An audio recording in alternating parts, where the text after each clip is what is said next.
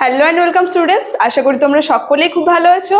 জ্ঞানজ্যোতি coaching centre পক্ষ থেকে তোমাদের সবাইকে আরো একবার স্বাগত। তো আমি মীরা ম্যাম, আমি আজকে তোমাদের first semester SSC Bengali communication skill in Bengali এই টপিকটা থেকে তোমাদের যে এর আগে আমি হচ্ছে চাকরির ইন্টারভিউ কাকে বলে এটা নিয়ে আলোচনা করেছি, আর আজকে আমি চাকরির ইন্টারভিউ প্রদানের যে উদ্দেশ্য এটা নিয়ে আলোচনা করব। আলোচনাটা শুরু করার পূর্বে তোমাদের ছোট্ট করে একটা ইনফরমেশন দিয়ে দিই। দেখো, বোর্ডের কর্নারে তোমরা দুটো নাম্বার দেখতে পাচ্ছ। এটা হচ্ছে আমাদের Gyanjyoti coaching centre official helpline number.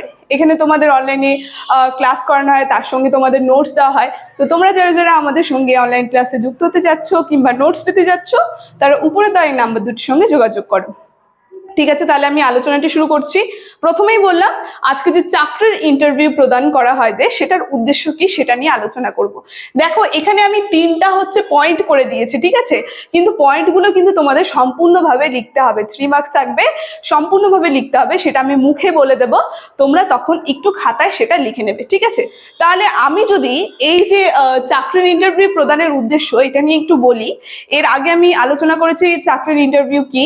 সেখানে দুজন থাকবে, একজন হচ্ছে নিয়োগকর্তা, আরেকজন হচ্ছে আবেদনকারী। তো নিয়োগকর্তার কাজ কি হবে, যে আবেদন করবে তার যোগ্যতা কতটা রয়েছে, সে চাকরি তার ক্ষমতায়, তার যে কতটা ক্ষমতা সেটা মূল্যায়ন করবে, ঠিক আছে।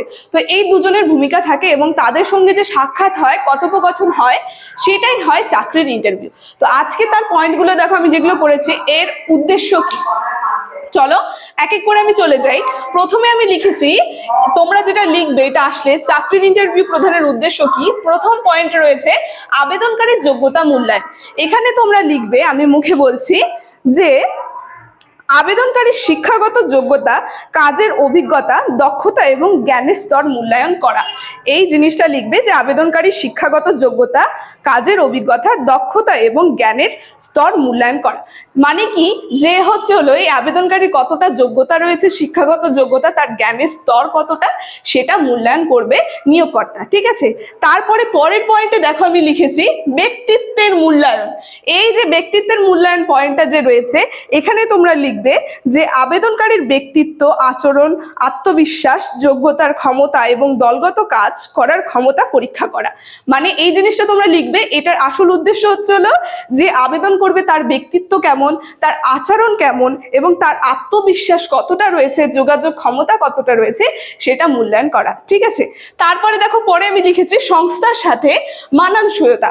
এই পয়েন্টে তোমরা লিখবে আবেদনকারী সংস্থার সংস্কৃতি ও মূল্যবোধের সাথে মানানসই কিনা তা নির্ধারণ করে।